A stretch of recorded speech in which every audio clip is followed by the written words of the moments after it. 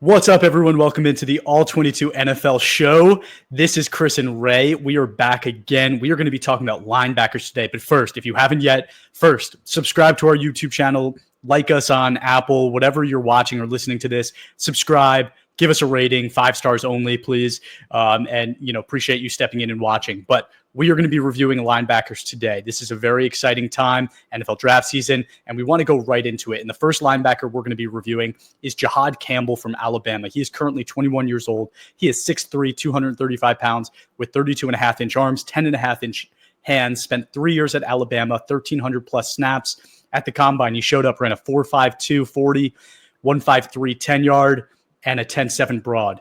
His grading, 81.6 defensive grade, 81 run defensive grade, 88.2 tackling grade, 76.3 pass rushing grade, and an 80.1 coverage grade. Had 8 sacks this past year, 65 stops, 1 interception. Ray, take it away. Yeah, Jihaad Campbell, the name sort of unanimously atop the linebacker boards here for this class of 2025. We're going to get right into it. And again, the caveat here, you should know the rules by now. 5 plays per player really means 8 for me. And we're showing you trends that we see on film and samples of highlights of those trends. So it's not a highlight film. It's not a low light film. It's just what we identify as trends for a certain player and then giving you examples as part of the breakdown. So we're going to go right into it. Jihaad Campbell here against Georgia. And Chris ran off the numbers here, but you're going to notice, yeah, he's an athlete. Okay. One of my initial takeaways from watching Jihaad Campbell was whatever Miami is paying Carson Beck is probably too much. But what I like about here in his drop is, yes, he gets depth and he looks for work, but he does not take the cheese. He just continues to get depth, drops into the window and interception, and, gets a little bit on the return here. But again, so just rewinding it from the top here, just get solid depth. The crosser, I think ideally what they're looking for here, they meaning the offense, is this crosser here by number 6. I think they're waiting to see sort of where Campbell takes. If he drops down on the crosser, then they might hit the dig behind him here. Or if he continues to drop back, you take the free cheese with the crosser there for a few. Carson Beck does neither. It's actually a max drop 8.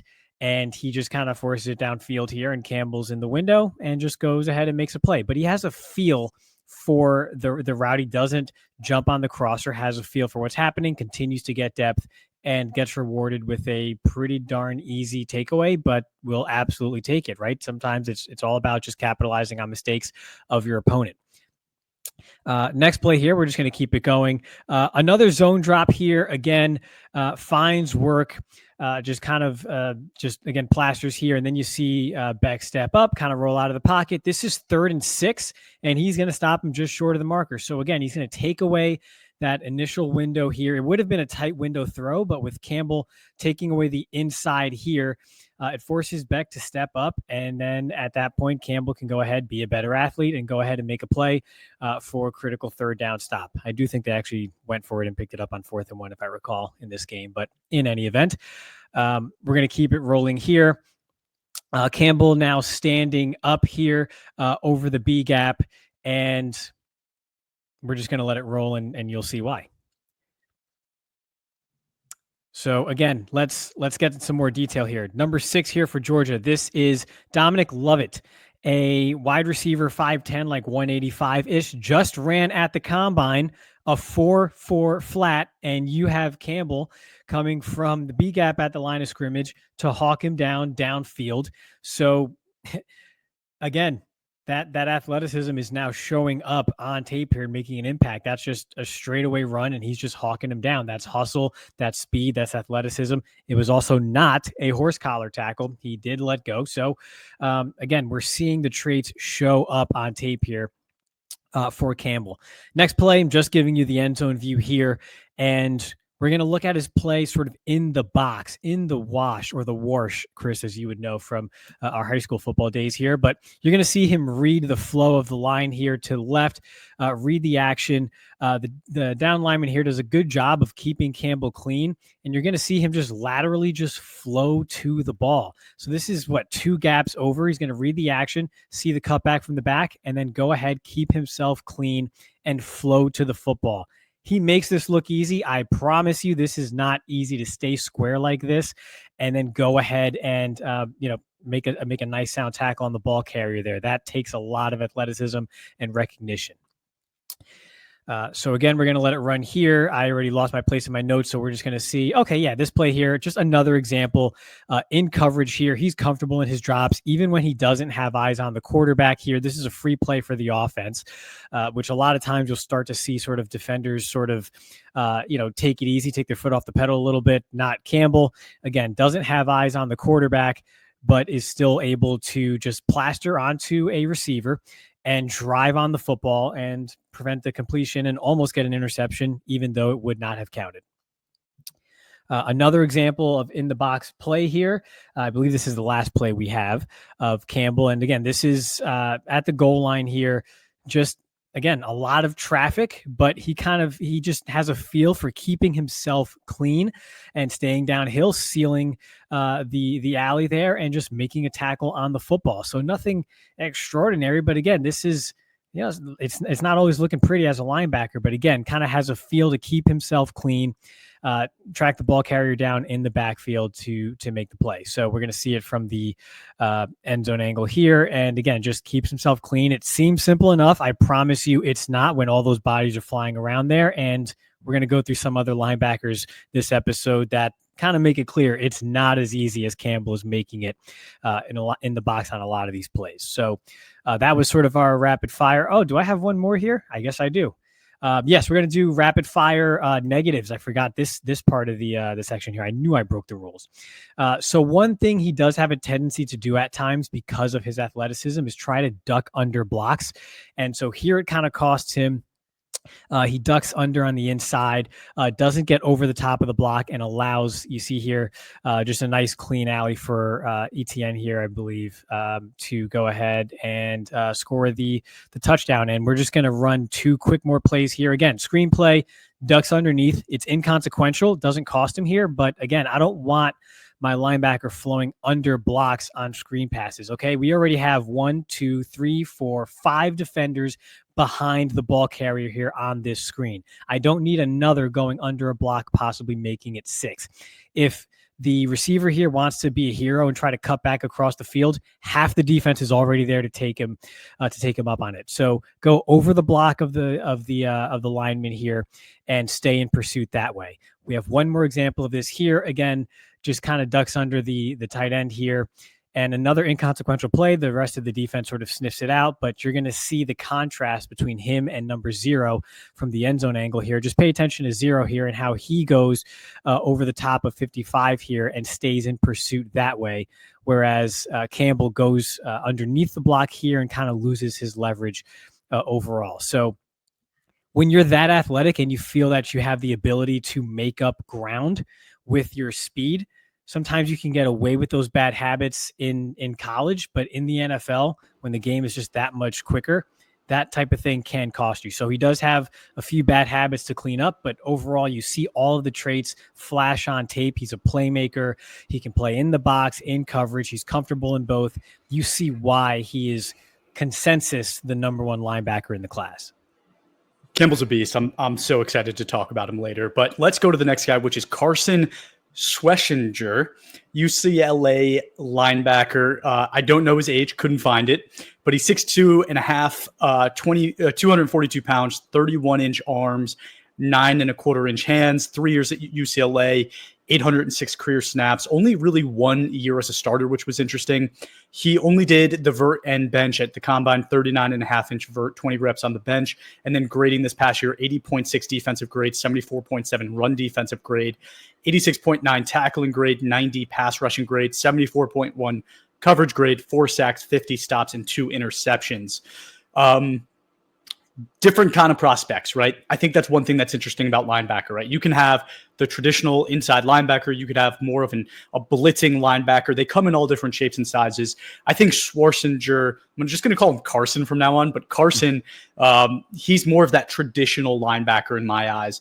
And the first play here kind of just demonstrates him as a rusher. And you could hit play. It's just not impactful, right? So you're going to see him line up like he's showing the blitz, and then he goes for it. He gets latched on, and it's no impact, right? He's basically stalled at the line of scrimmage, gets really no push, doesn't even try to really put moves on. I understand his pass rush grade was better than that, but what I saw over and over again is more this kind of blitzing impact, and at the next level, it's just not going to be that impactful, right? And I think right here he could also be spying a little bit, which, maybe he purposely wasn't trying to get off, but there were just so many examples of this. And that's what we're trying to do. Ray usually says it. I'm going to say it. We're looking for trends. That is a trend that I saw. Next one here, I just wanted to show that this is a guy that really does a great job getting to his spots in pass coverage. While he's not a guy that you want to go ahead and hit play, he's not a guy that you want to have in man coverage, right? You don't want him locking up against somebody, but in zone, you're asking him to get deep in a zone. This is a great example of that, right? He's covering a deep part of the middle of the field, and he does a really great job of just getting to that spot. He sees the guy coming across the field. He has his chest open to it. He's receiving that player. It's exactly how you teach it. It's exactly what you want to stop that from being an open target for the quarterback down the field. So nice job there. I think zone coverage, he's going to be just fine. Next one here, we talk about just really good fundamentals, right? Check out the shuffle, stays square, doesn't over pursue at any point, and does a great job just seeing through the muck, right? And coming up, filling, making a really nice tackle, right? Staying disengaged, staying clean, seeing it, and attacking, right? And he's strong and he's big, 242 pounds. He's going to do fine against NFL running backs. He's going to be a true gap filler and tackler at the next level. So love to see that. And then the next play is another example of that, right? It's kind of the same thing, right? Let's see it. Let's stay clean. Let's go to the opposite side of the field. Let's just stay on our course. Trust our angles. Trust the way we know how to play this position. And let's just see the play through, right? Let's stay clean. Let's go get the ball carrier. Defensive line does a great job keeping bodies off of him. So I will just call that out. But he's pursuing the way he should be pursuing as a linebacker at the next level and for his size. Next play, again, you were talking about some negatives. He does over pursue at times. And at the goal line, this is a really difficult time to do that. He gets hooked here, just basically taken out of the play. And I'd like to see him take that block on square. We talk about that, right? You got to blow up the spot. You got to stay square so that you can disengage and disrupt the play. Instead, he guesses. He tries to go out. The guy the blocker easily pushes him out. It's an easy touchdown for them, right? So definitely want to see him use his size better on a play like that. And then this might be a missed assignment somewhere in zone coverage, and I think it might be him, which is why he's hauling ass down the field to try to get here. But obviously don't like to see that. It looks like he thought he was in kind of like a low zone, but when you see somebody behind you and there's nobody in front of you, you need to start getting a little bit of depth, right?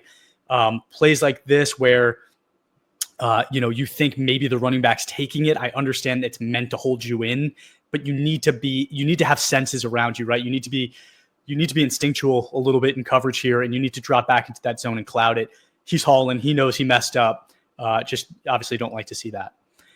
And then last play I have for him, doesn't guess, traces the running back perfectly. And again, it just shows that instinct when we're talking about a traditional linebacker and a guy that, again, he's not going to be your man-to-man coverage guy, but watch the way he just perfectly plays this. He doesn't guess. The running back is trying to tease him, right? The running back is trying to make him go inside and get caught up in that. He doesn't, right? He has his hand on the back of the defensive lineman who's keeping him clean, and he's patient, and he sees it, and he reacts, and he makes a great tackle with the help of that defensive interior, who also, again, made a really great play. So that's it that I have for Carson here.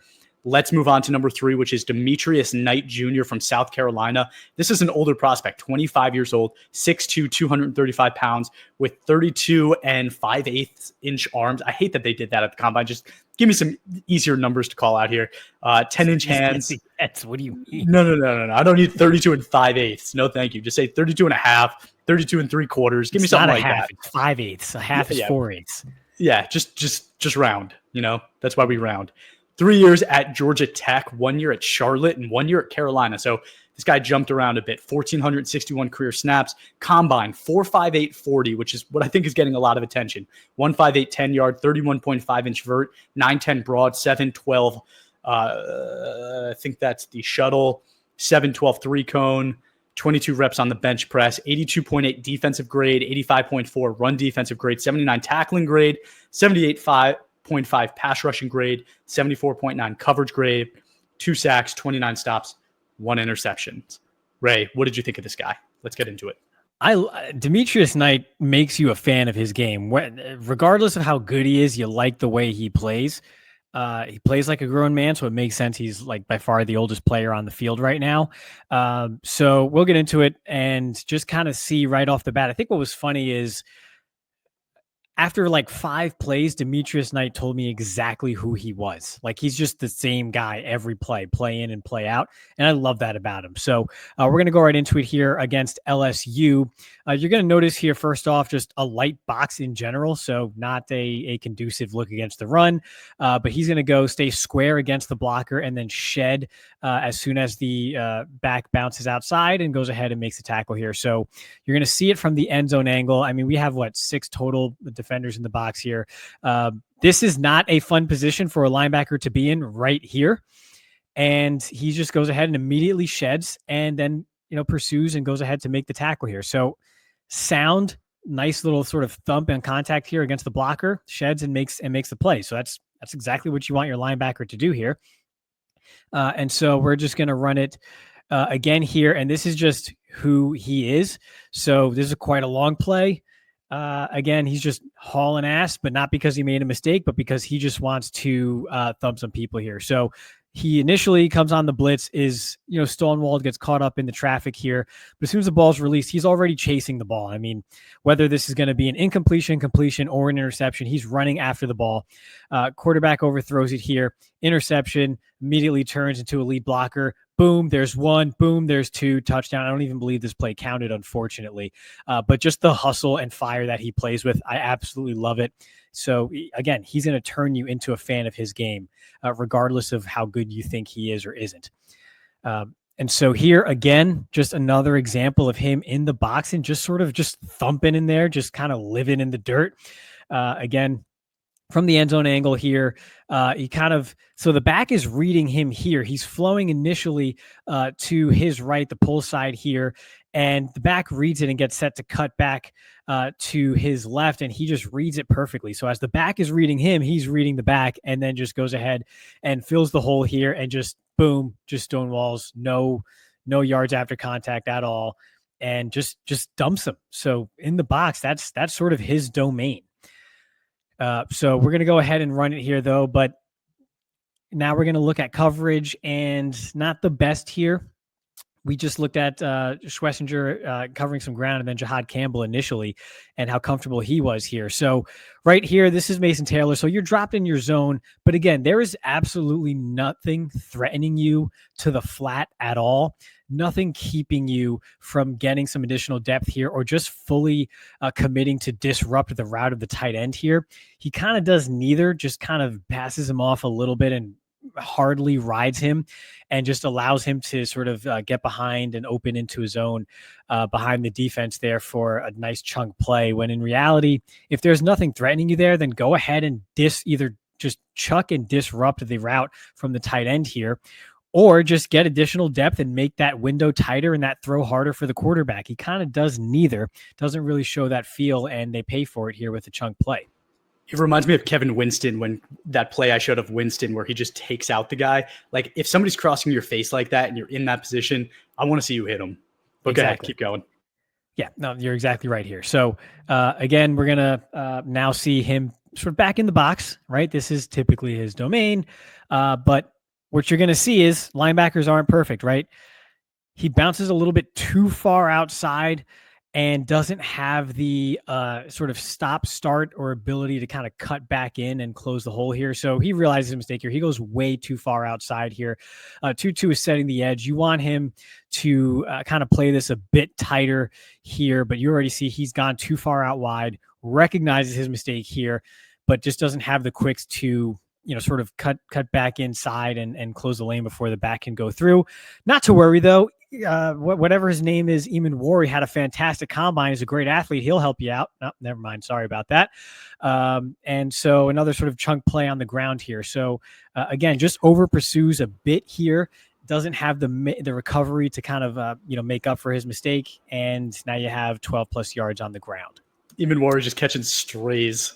Everyone's talking about what a great combine he had. Too bad he's wearing pads in this game and not shorts. So again here, sort of another false step here. And I think he missed his assignment here as well. You kind of notice, we'll stay in this view for a second here. I mean, him and the safety kind of being directly behind him, and then just this full void here to the right or to the left of the center, to the right of the defense here, leads me to believe he was over a gap he should not have been. And again, doesn't have the makeup speed to kind of close. Just think about how we saw Jihaad Campbell kind of keep himself clean and laterally shuffle across two gaps here to stop the ball carrier at the line of scrimmage. That's not the type of agility that Demetrius Knight possesses here. But again, we have Eamon Wari here. He's certainly not going to fall down on his own when he changes direction. Up, yes, he does. Back over here, and that's okay. He'll get back up and up. Never mind. And touchdown LSU. So a bit hit and miss here with Demetrius Knight in the box. We're going to see it again. The lane just open up, and at this point, the back is just going to beat him to the spot here. He's not going to be able to recover quickly enough, and that turns into a touchdown when you give it back that much space to work with against the defense. Last but not least, we have a little goal line theme here, and sometimes linebacker is just kind of just living in the dirt, running and just hitting things, right? I'm not sure he ever makes contact with the ball carrier here, but this is 3rd and goal from the 1. Okay, in a tight game in the second half, he's just going to throw his body into the pile, stop the momentum, and LSU is stopped short here. And newsflash, they did not convert on 4th and goal from the 1 on the next play. Nussmeier threw it out of bounds. So this was a key play here, and that might have been the difference. Just throwing your body in there, just into a human pile, could be the difference between a win and a loss in games like this. So he's not afraid to mix it up, throw his body around. You love that about Demetrius Knight, but not necessarily sure he has quite the athleticism, the agility, the light feet, the quicks of someone like a Jihaad Campbell, for example, or the downfield type of athleticism for Schwesinger. But I don't see how you watch him and are not a fan of his game. No, super fun prospect, and gives me hope at 32 that I still, can make it to the NFL. No, he's 25. He's not 32, Chris. Relax. No. Jalon Walker is the next guy we're going to be talking about. Jalon Walker from Georgia, 21 years old, 6'1", 243, 32-inch arms, 10.25-inch hands, 3 years at Georgia, 984 career snaps, split between edge and linebacker. Combine did not participate. Grade, 73.1 defensive grade, 62.3 run defensive grade, 76.8 tackling grade, 83.6 pass rushing grade, 67.5 coverage grade, 7 sacks, 31 stops, no picks. So when we talked earlier about how linebackers come in all different shapes and sizes and have different skill sets, this is a guy that is very outside of my comfort zone in terms of traditional linebacker, but it doesn't mean that he is not extremely special in his own right. I'm just not sure where he lives at the next level. And we'll talk about that later. But the first play here, I wanted to show him in position, lined up like a true inside linebacker, and watch the angle he takes. When you're talking about inside linebackers, that is not an angle that you would suggest an inside linebacker take. But it's still effective. He's a great athlete, and he made a nice play. But watch him from this angle. He just goes completely away. He didn't read that play at all, right? He just guesses outside, fills it, and makes a great tackle, right? It's the outcome is great. Definitely don't love the strategy he took to get there. And it shows a little bit of that comfort level. But next play, again, another one at a true linebacker position. And when you talk about linebackers and how you want them to read and react plays, again, I don't know if he has the experience to do that. Here, the center is catching him deep into the second level. He basically is standing where he was lined up, and he's receiving a block from the center. So he did not read what was happening with that play effectively to be able to step up. But again, special athlete, guess what? I'm still going to be able to disrupt and help out on the tackle. I'm going to disengage. I'm going to get in there and I'm an angry player. I'm going to cause some ruckus. So I like the end result. Then we're talking about him as an edge rusher, right? Here he's lined up at true edge. And he's just relentlessly fighting and almost gets a sack here, but down at like the 1.5 yard line. That's game-changing plays, right? And this is a guy that a few plays ago was lined up as a true middle linebacker, and then a couple plays later is fighting with a NFL top 15 draft pick tackle. Maybe that's the other side. I don't know which one's the top 15. Right. Yeah, you got Banks here. Yeah, and he's fighting, right? And he gets off, and Quinn Ewers went way too deep in the pocket. You can tell he shouldn't have been there.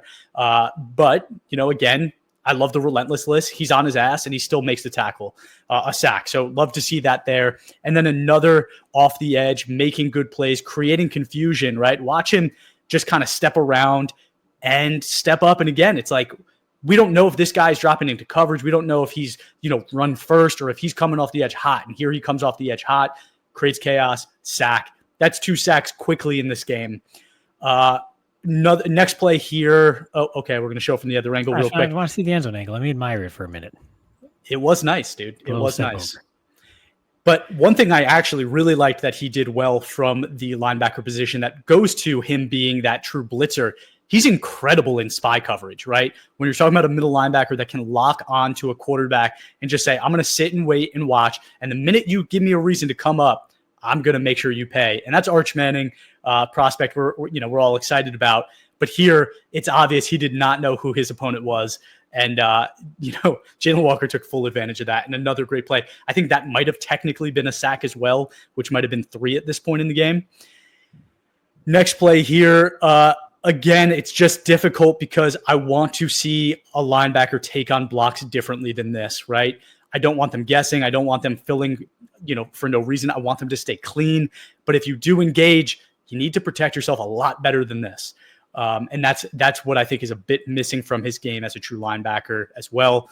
Then last play here, again, as a true linebacker, sees it a bit better, but still gets engaged at the second level by a tight end and just doesn't do a great job, right? Like he's stuck there. He's not coming up quickly. He's not filling quickly. And he allows that linebacker to get his hands on him. And I think there's a chance that if he reacted to this sooner and played it a bit better, there's probably either a no gain or a very short game. Here you're talking about like 5 yards that just shouldn't have happened. And again, if you're talking about like a guy you're going to take as a true linebacker in the first round, I don't know if this is necessarily what you want, right?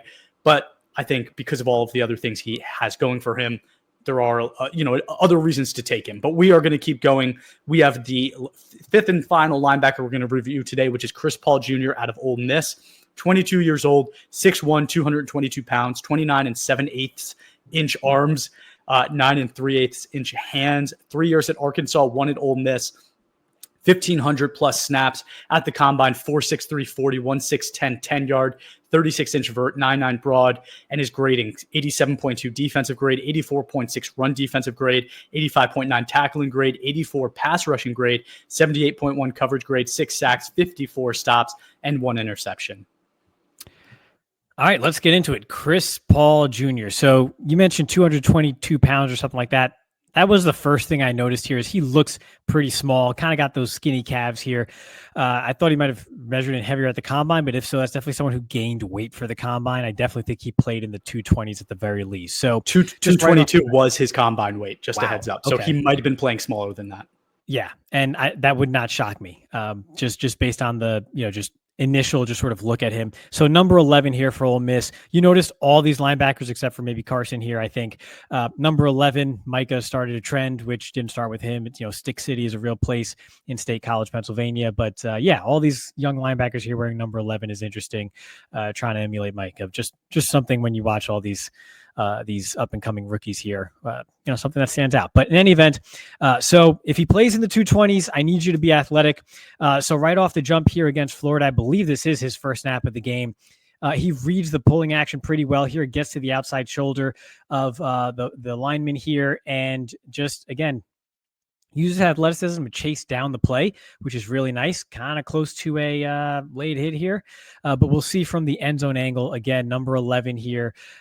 Just kind of flows to the pulling action here. Beats 58 across his face here. And then at this point, it's just straight pursuit to the sideline. Very close to a late hit. Wasn't called, which I think was a good no call, but playing with a little bit of fire there. But I like the pursuit. Again, if you're going to be that size, You have to be athletic and just kind of be run and chase at the very least. But next play here, another play in the box. And now when we're playing or staying in the box, I just don't know what the hell this was. At first, I thought he might have gotten injured on this play with just the way he just kind of just crumpled on contact here and just kind of did nothing else, but that's just not the case. Just kind of, again, gets contact at the second level by 66, the center here. Goes exactly where the center wants him to go, and there's just no counter, no recovery, no nothing, and it's a chunk play right by him here in the box. So lined up in the box again here. It looks like maybe a little bit of a green dog call here. Lagway is a dual threat guy, so he's going to go ahead and just close on the quarterback here, but I know Lagway's big, but you got to bring down the quarterback in this situation here. You're scraping over the line of scrimmage here. I mean, you have him dead to rights right here. If your paychecks are going to say, have the NFL shield on them in a few months, you have to finish this play. You can't just be shrugged off like a child from a freshman, I think, quarterback here and just allow a chunk play like this. You do have to finish, which again, this is where the lack of size may come into play. Next play here. Again, lined up in the box again. Now in some pass coverage here. I'm not quite sure what the thought process here was, but given the technique used here against the crosser, I'm assuming there was no pass off because you can't necessarily pass off a crosser and pick up another one if you have your back to it and can't see what's behind you here. So I'm assuming he was supposed to stick with this crosser here, just kind of got, no pun, crossed up here, then just kind of makes this little move to the quarterback. To me, it's like the game is moving too fast for him right here, and he's just guessing. And now his man is running free 20 plus yards downfield. And, I just don't get this here. I'm seeing no feel here. To me, it looks like the game is moving very fast for him. Okay, quarterback stepping up, but again, what was initially the play here? I guess you kind of came in and we're gonna pursue the quarterback, but that's your man. That's your man, and there's 25 yards given up here in coverage. So again, maybe if you talked about it earlier on this crosser, if you're going to play it this way, if you had knocked this wide receiver, this itty bitty receiver on his ass, then maybe you could be more aggressive to the quarterback. But if you're going to just kind of carry him a little bit, you got to stick with him because you didn't eliminate that target for the quarterback. So you can't just kind of go halfway in between pursuing the quarterback and sticking with your receiver here because this is the end result. So don't kind of like the process there. But again, next play, now I'm sensing a theme here just when it comes to the physical part of the game here. I mean, this is a screen. I need you to trigger quickly. You have multiple linemen already releasing downfield. You're watching the back in the flat, and you're just we talked about ducking under blocks. You just duck under a block, and he just shoots right by you for a touchdown. You can't play it this way. That's just bad linebacker play. There's no other way to say it here. There's no excuse to play the block this way, and it's just you're handing them a touchdown basically, which is what happens. And then as you walk to the sideline now here, you want to go ahead and kind of throw a fit, but that is on you. That's another chunk play on you on this drive that ended up in a score. And pay attention to that temperament here because we're going to go back to it. So, okay, new series, caught our breath. Let's kind of gather ourselves here. It's a close game. Comes up on the blitz here, goes absolutely nowhere. I'm pretty sure Florida has like a 370-pound offensive lineman. It might be this big-ass right guard. I'm not sure. But either way, he goes absolutely nowhere on the blitz. Is completely stonewalled. Gets a sack. The defense gets a sack here. But then just kind of watch the end of the play here. You're going to see it from the end zone angle. Okay, blitz, square. There's no move here. There's no rip. There's nothing. And I'm going to go ahead and shove you in the back. And I'm just like, what was that for? What was that? What is this?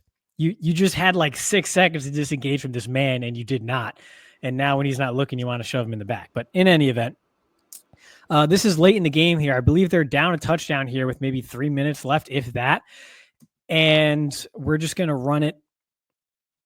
And you mentioned kind of just getting, hooked here. What are you waiting for? we don't even have to wait for the end zone angle. So right here at this point, go ahead and shoot. You are totally clean. And you just kind of break down and stay square and don't press the line of scrimmage and then get shoved out of the way. That's just too easy. Luckily, Trey Amos here is a gangster and goes ahead and makes a tackle from the cornerback spot. But watch this here. Come on. This is the alley for you to fill right here for no gain.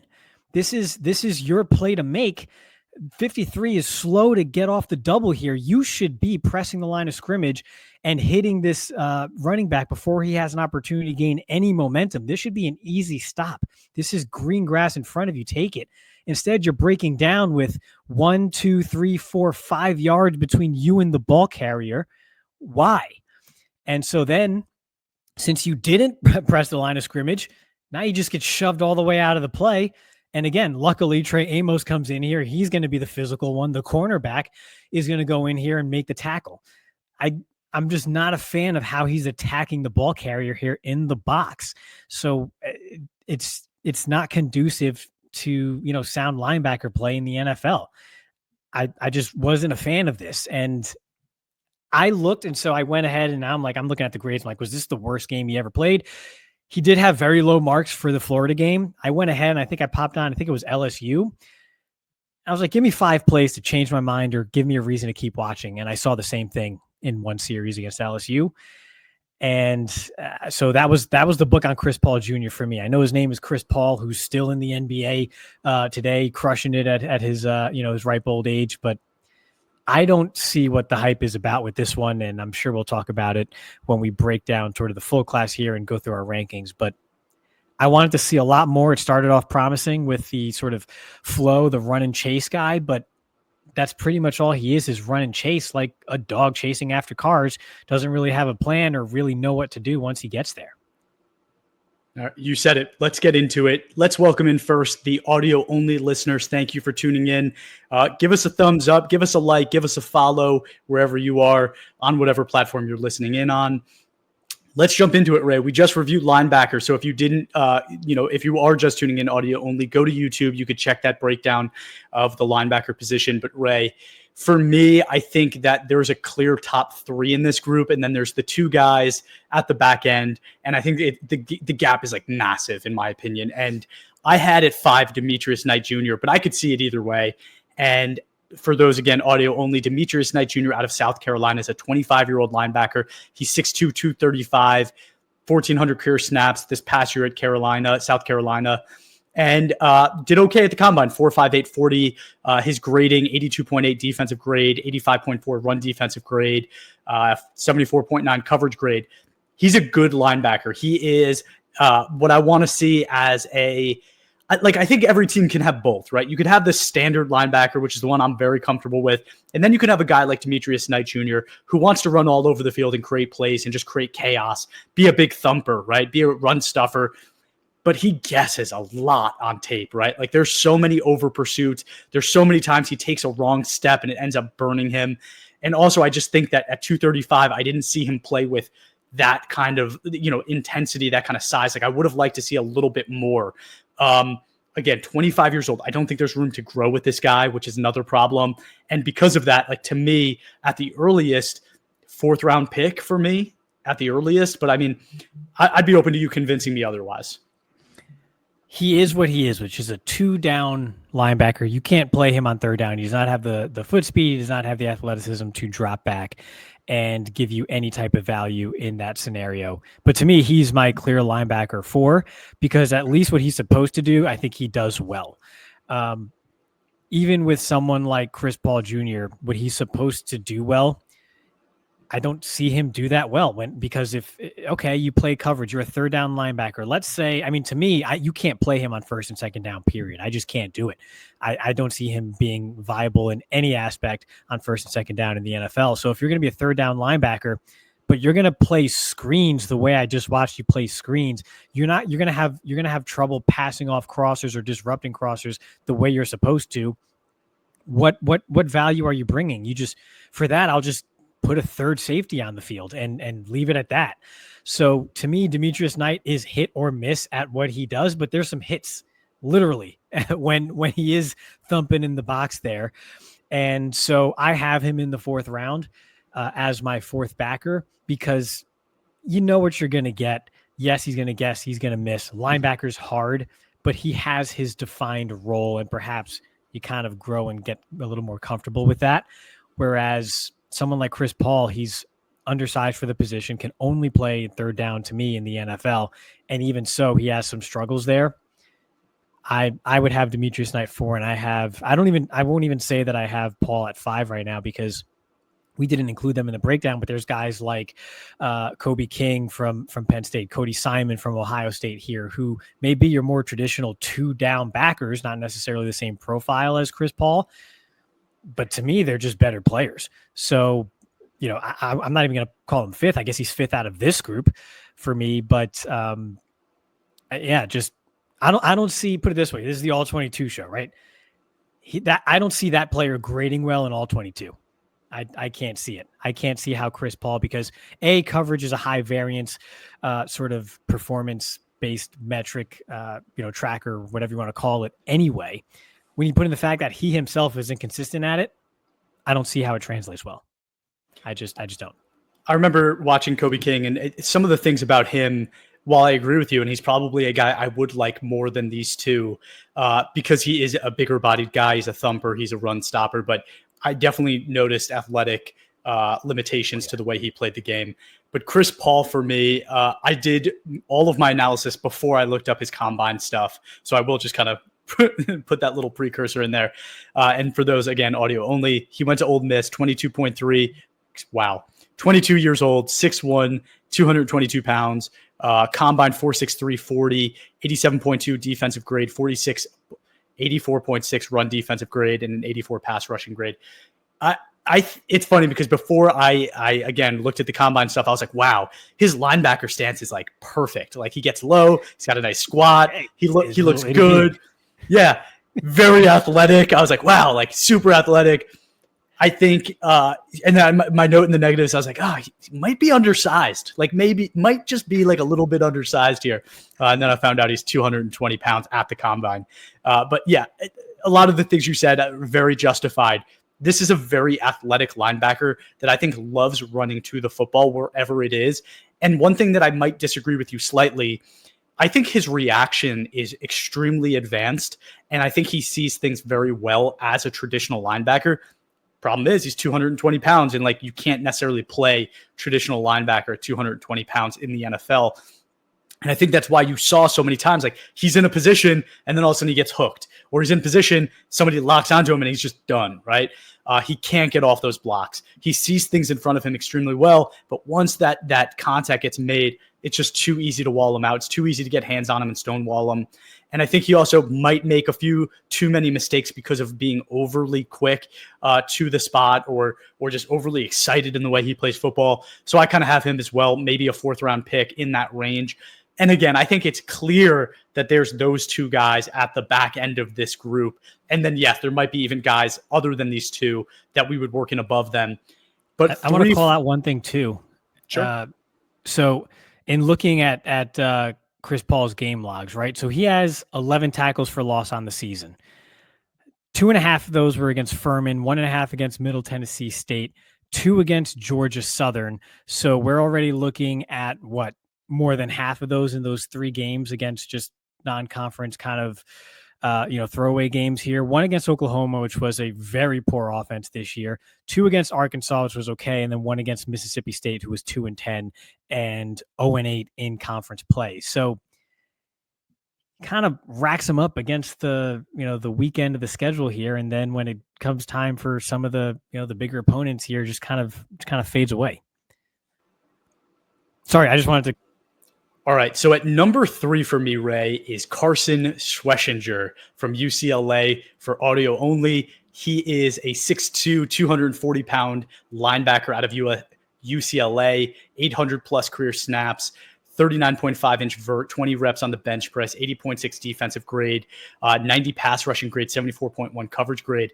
And this is a player that I am always going to like I know it. I'm biased. I'm going to like this guy because he plays an old school style of linebacker. He doesn't play the new age style. He is, again, 240 pounds. We're talking about a beefier guy. Fantastic, like, stuff in the hole, great vision, great instincts, decent ability to drop back in zone coverage. I showed that when we did the tape, and I just love his size and strength. I just think that there's no value adds with this guy, right? Like, you're not getting a guy that's going to be a really great blitzer at the next level. You're not getting a guy that's going to be a man-to-man coverage guy that can line up anywhere. Like, that's just not what you're getting. You're getting a guy that can play traditional middle linebacker, but he's going to be on the field every down. Like, he really could. And I think he can play for 15 years in this league just because, like, Bobby Wagner's doing it, and he's that kind of a linebacker. Like, these linebackers that have this skill set tend to do well in the NFL, but it also does well in all 22 because hopefully a team doesn't ask this guy to cover a slot receiver one-on-one or cover, the best, Brock Bowers one-on-one. That's not going to happen with a guy like this. So I think he's a player that will get set up for success. Did you also have him at 3? I had him at 3, but very close to 2. Like, I have him and Walker very close. To me, Walker's best asset is blitzing and just playing forward as opposed to the read and react, whereas read and react is better for Schwesinger. And he's got the 240 plus pound frame and can cover some ground when he runs, which is why I was so close and kind of still am close to putting him as linebacker 2. I'm still going back and forth on it, not to be a coward, but they're different styles. And to me, Carson Schwesinger, there's 2 things that each has that the other doesn't right now.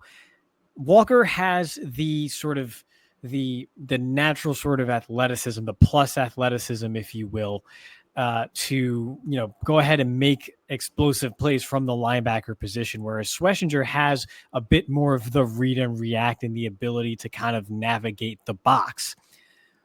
Both of those, well, one is just sort of natural. The other is really hard to develop. So to that end, I'm typically the guy that goes, I chase the ceiling. So for that, I'm going to take the natural ability over the learned skill. But that's a very tough to learn skill, which may be more valuable than, Patrick Queen is a hit and miss linebacker who can make explosive plays. And we see how over time that can kind of get old for a defense and doesn't always hold up well and age well in the NFL. So that's why I go back and forth. But right now I have Jalon Walker still at 2 because I think the bones are there and he's not bad necessarily at the things he needs to clean up on. So I think I have them the same as you, but I have them really close. So let's break it down, right? Because I think that's a really good point you made where I think if you ask me who my linebacker 2 is, which is supposed to be this conversation, for me, it's Carson Schwesinger. But when you're talking about who I think has more upside, who the NFL is going to draft way higher, those kind of questions, the upside alone, right? It's definitely Jalon Walker, right? Which is why I also have him at 2. And again, audio only. This is Jalon Walker out of Georgia, 21 years old, 6'1", 243, played both edge and linebacker throughout his time at Georgia and did not participate at the combine, but 73.1 defensive grade, 83.6 pass rushing grade, and a 67.5 coverage grade. I think that it'll be interesting because I don't know if he's a linebacker. Like, I'm not sure, right? When I watched the tape, what I liked about it is him as an edge rusher. It's not really him as a linebacker. So will a team draft him and say, this is an edge rusher that we can maybe move around just to keep him on the field sometimes? Or is a team going to draft him and say, first we're going to play him at linebacker, and after that we'll move him around and he'll blitz and stuff like that? I think if he is a linebacker first player, I think he's going to struggle pretty hard in the NFL.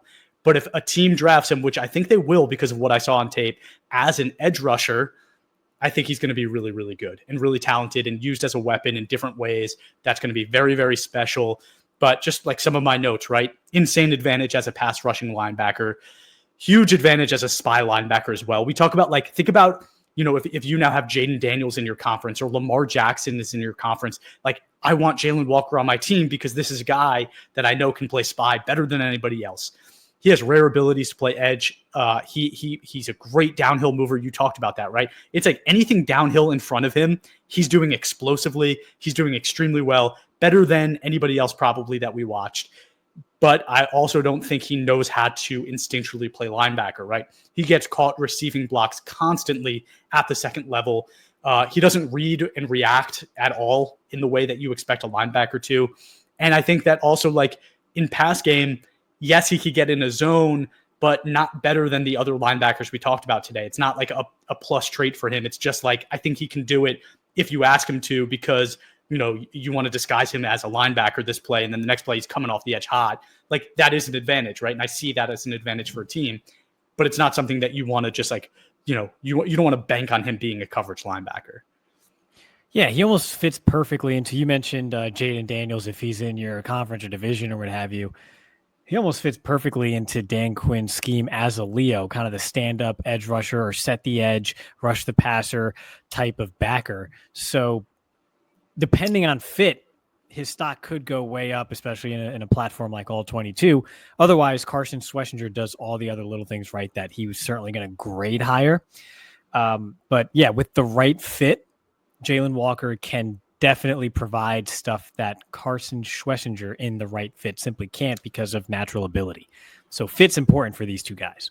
Fit is very important. And we didn't really talk about it, so let's do it real quick. Like, where do you think Schwesinger lands in this draft? Oh boy. I have him as a late 2, early 3. Late 2 would probably be better for him, not just because obviously the high draft capital, because now you're talking about better teams, likely better defenses where you can kind of plug in a standard linebacker, 240-pound plus linebacker, if you will, and just continue progressing with your defense. Whereas someone like a Jalon Walker, who I have more as a mid to late second, if you go to a team that is sort of rebuilding like think of the Cardinals last year, the last couple of years where they're devoid of talent. If you throw someone like a Jalon Walker in a unit like that, he would struggle because he needs a certain plan. And when you're just trying to survive and get back up to baseline, that's not going to end well for someone who doesn't have the finer points of the position and nuance down, like Jalon Walker still needs to work on, that a Carson Schwesinger does have down. So fit is important in that respect. I think, it's a cop-out to say obviously the better environment is better for both, but especially for Jalon Walker, I think he's more susceptible to the environment around him if he's drafted as a linebacker. But again, a nice scheme fit in something like Dan Quinn's defense could go a really long way if he's a stand-up, edge-setting, pass-rushing type of backer. So I think in a normal draft, I probably agree with you that Carson Schwesinger is I would say maybe an early third, late second round pick guy. But in this draft, I think the conversation's different, and I think this is probably an early second round pick in my mind in this draft because of the talent that he has. And for Jalon Walker, I think, again, because he offers a lot of flexibility, teams love that, right? And you're talking about what on tape at least looks like a very good athlete. Like, he didn't do the combine. I think he'll probably do a pro day. We'll get some information, some numbers in here. But we're talking about a guy that I think the NFL is going to be really high on. And I've seen a lot of evaluators, like the top dog evaluators, are very high on this guy, like talking like top 10 pick kind of guy, right? Yeah, that's and insane to me. To be fair, I have like 14 first round picks, like first round grades in this class. So when I say he's a mid second, that could be like 24th overall at the end of the day. Right. It's not necessarily meaning that he's 45th on the board. See, but I disagree with you that I think in any draft, I think because of the flexibility and the different skill sets this guy has, he's probably an end of day one guy in a normal draft. But in this draft, I do think he's probably like a top 15 pick, which is crazy, right? It's absolutely crazy.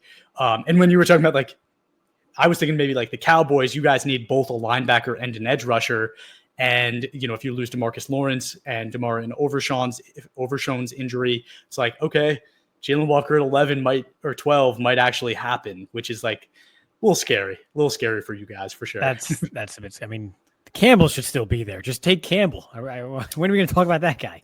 We're going to talk about Campbell right now, who's going to go at 11 to the 49ers. So you guys won't have an opportunity to. But Jihaad Campbell, 21 years old, out of Alabama, 6'3", 235, 3 years at Bama, 1,300 career snaps, 4.52 40 time, 81.6 defensive grade, 81 run defensive grade, 76.3 pass rushing grade, 80.1 coverage grade. You hit it on the head, right? This is the linebacker one of this class. The way he plays in space is abnormal. It's like an animal released from a cage. He's hungry. He's hunting. He's very patient. He's explosive.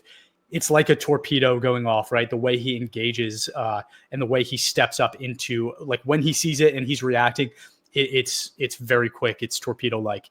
I love his build. I like his size. I wish he had 10 more pounds on him. On film, I thought he did. I thought he was going to end up being 245. He's only 235. But 21 years old, that doesn't mean he won't end up being 245, 3-4 years from now. And, the negatives, though, we didn't really talk too much about negatives. I saw, like, you did your film, you did plug a couple plays in there, but there was a few things that I thought you didn't really hit on. And that is that he has a really hard time also disengaging from blocks. Once somebody gets their hands on him, he's kind of done. And it was interesting because of how powerful he looks, how quick he looks, how explosive. I expected him to be a lot more dangerous when he's engaging blocks, and he wasn't, right? You showed a lot of plays where he's beating blocks because of the vision he has, the skill sets he has to read and react. But once somebody does get his hands on him, he kind of loses the rep. And that's a big concern for me when you're talking about a linebacker that could potentially be a top 12 pick, right? Like that's concerning for me. Again, any other given draft, I'd say this is probably like 18 to 25 in the first round type of player. But because of this draft, that's pick 12 for me, or pick 11, 49ers. But go ahead, give me your summary. Yeah, no, that's right. So when I watched him, the name that came to me was Floyd Mayweather, because I'm watching him and there's a lot of traffic around him and he's just so deftly just navigating. He's got the footwork, the feel. We saw, again, just eluding a double team on his way to the ball carrier with his shoulders parallel to the line of scrimmage the entire way. That is rare. And so to me, yes, if he gets, like we saw the first play of Demetrius Knight there against LSU, boom, right away, he is head on with a guard and he's able to swat and disengage and go ahead and make the tackle on the near hip of the ball carrier. It's not quite Campbell's game. He's going to have to develop that a little bit, sure. But when you are so silky smooth like that, the amount of times they're really going to get on you is pretty rare. It looks, there's going to be times where he looks dead to rights. And the next thing you know, he's going to be a half a gap over and he's going to be able to make the play. I think there's going to be an adjustment period with him because he is so athletic. He is playing to his athletic strength. So when he does duck under blocks, part of that is when he ducks under blocks, he's going to have to take them head on and he's going to have to learn to swim in those waters. In college, he doesn't do that often because he doesn't have to, because he will go under a block and then just make up ground when he chases down the play. Can't do that in the NFL, period. It doesn't matter if you're playing the Eagles or you're playing the Jaguars. It just doesn't work that way. So he's going to have to learn to take on blocks either more square or just go over blocks. So that's going to be his adjustment, which probably would have shown more on tape if he wasn't just so comfortable using his athleticism to go under blocks. So that is the adjustment there. But it's one of those deals where you're right. He's going to go to San Francisco at 11 and we're going to go, oh, great. They went from Patrick Willis and Navarro Bowman to Fred Warner to, oh, now they got Jihaad Campbell. They just keep it going. It's going to be 2 decades full of just amazing linebacker play. And everyone's going to be kicking themselves wondering how the NFL allowed this to happen. And probably because the NFL is busy drafting guys like Jalon Walker in the top 15. Not that he's not a bad player. Dude, I couldn't agree with you more. And it's funny because, again, what I'm seeing is that most mocks from the top guys are having Jalon Walker picked above Jihaad Campbell. And I think that's like a crime. It should be a sin against humanity. And I think, there are positions where the flexibility to play all over the place is more favorable. And that's when I talk about guys like Brian Branch and Malachi Starks, where I say, this is a true safety. But if you need him to cover a slot guy, if you need him to cover a tight end, he could do all that. That, to me, that's extremely valuable. and it actually has value because they do both really well. But Jalon Walker doesn't play linebacker well today. Like, he just doesn't, right? He plays edge really well, but he's a 6'1", 240-pound edge rusher, and that typically doesn't really do too hot in the NFL, right? Because it's significantly undersized. So like I'm sitting here going, I get why the NFL is going to love Jalon Walker. I think he's going to go at a certain spot. I hope a team takes him and plays him at edge rusher. But if they take him and put him at linebacker, I'm probably out on him. I probably have him as my linebacker like 4, where Campbell is like, it's so obvious what he is. And honestly, like I was seeing Roquan Smith. Roquan Smith, I think, is 2 inches shorter than him. So a little bit bulkier, right? They're a similar weight, but a little bulkier if you're 2 inches shorter. But I think Jihaad Campbell, because he has better size, I think he's going to be better. Like, I think 3-4 years from now, we're talking about Jihaad Campbell as the better linebacker than a Roquan Smith is. And I think Roquan Smith today is easily a top 5 linebacker in the NFL. And I think Jihaad Campbell has that ability. So like, it's funny because when we talked about like what positions in this draft do we have elite players, I never really heard anybody say linebacker. I think Jihaad Campbell might be an elite linebacker for me. Like, I might put that like E tag on him when I do my rankings. I don't think he's number 1. I don't think he's number 1 for me in the era, but like, he's top 3. That just says more about the linebackers than it does maybe Campbell. Not that Campbell's not fantastic, because he is. I just fawned over him for an hour. But for the all 22 players listening in, right? And if you're not plugged, go download the app or go on the website all-22.com. It's a struggle with linebackers. There's only like 3 in the entire NFL you could trust week to week. And everything we just described, everybody is fit dependent except for perhaps Jihaad Campbell, right? Schwesinger, yeah, he's probably going to be a steady guy. Walker, kind of see where he goes, and that's definitely fit dependent. 2-down player for Knight, 1-down player possibly for Paul, and then you kind of have limitations with all of the other backers in the class down the line. So there's not a lot of reinforcements on the way at linebacker. There's maybe one guy and then a couple guys that you can kind of fit in here or there, depending on fit and landing spots. So, I mean, yeah, I guess in the all-22 era, he's definitely going to be up there because who the hell else is there? Yeah, but I think he's like, I don't mean that as a diss. You meant it as a diss. I didn't. I mean, like, I mean it as a diss. I'm just, yes, you did. I'm looking at the lay of the land. Like, yes, he's from New Jersey. He gets underblocked, and he should have went to linebacker U, which was much closer to home, and he wouldn't have that bad habit. If you're going to wear number 11, be about it. But in any event, no, he's a fantastic player. Just I think the E tag is really high praise. The E tag I'm giving him the E tag. Like, I already decided. I think he's that. And like, all of the issues I have with him are issues that I think he's going to easily solve as he matures, as he gains weight, as he gets a little bit older. I think he's going to mature into a better play, like a much better player than I saw on tape, as like a true traditional linebacker. And I think that's what teams are going to really want him to be, because of the kind of the build that he has. I don't see him like, there are guys every year, like last year, like Edgerrin Cooper, that went to the Packers, where he ended up being like an early 2nd round pick, and he did well in his first season, but he's more of that, like, I want to run all over the place, kind of like a Knight, right? Like in this class, like, I want to run all over the place. I just want to be an athlete. I think Jihaad Campbell's a more disciplined player than that today. The build's much better, but like the player and the fundamental skills that he has, to me, are much better and more of that traditional mindset. And I think he's going to have more week over week to success. And like, the guys that I put the E tag on need to do everything well. And that's, I mean, Jack Campbell, the other Campbell, it's Campbell soup in here, dude.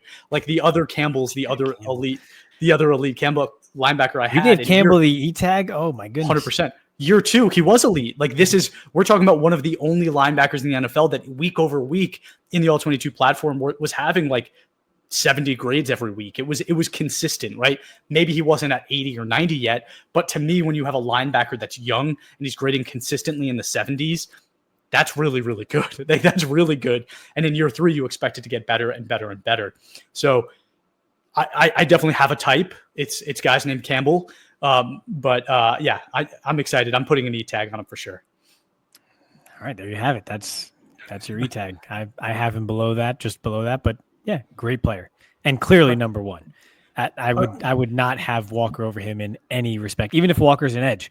At that point, I mean, the edge class in this year is pretty darn good too. So I wouldn't have Walker that high. So in any scenario, I can't see myself drafting Walker ahead of Campbell. I just can't see it.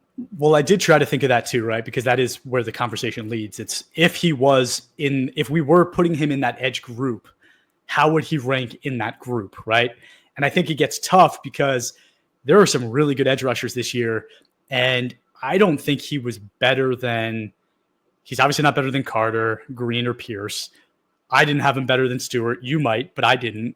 So the conversation kind of starts at like the Michael Williams or Nick Scourton kind of range. But those guys are 20 pounds heavier than him, right? And can put their hand in the ground and do things different. So I would probably put him in that range, that 5 or 6 range in the edge group this year. So like, again, I liked him. I liked the motor that he brings. But if somebody plays him at true linebacker, I think it'll be a nightmare. He'd be above Scourton for me if he's an edge rusher. He'd probably be a little bit below Michael. And that's because Michael, I think, is even younger. And I mean, he's been playing the position he's comfortable. He has a lot of the same athletic traits you look for. So better frame for it. But no, he'd be high up if he was an edge for me. I think you're onto something there with the position projection, if you will. But again, depends on fit. Like I said, I'm going to stump the table for the Commanders to take him because now he's a perfect fit for Dan Quinn, where he can play like an edge rusher from a backer spot and just, oh my gosh, that fits him so well. Yeah, it definitely does. But all right, I think we are just about out of time here. Everybody, thank you so much for tuning in. If you haven't yet, please give us a review on Facebook or on wherever you watch or listen to your podcast. Give us a follow on Facebook, Sure, yeah. Instagram, X, TikTok, wherever you are on social media. But definitely go to all-22.com and sign up. Download us on the App Store today and start playing All 22. It's an awesome game. Also, if you want us to be able to review 5 or 6 more linebackers every year, right, to show that depth, you got to like and subscribe to the YouTube channel so that we get seen a little bit more, right? We could quit our day jobs and start doing this permanently, which we're on the brink of. I see it happening pretty soon. Sure. But thanks for tuning in. I'm all about quitting. Have a great rest of your day.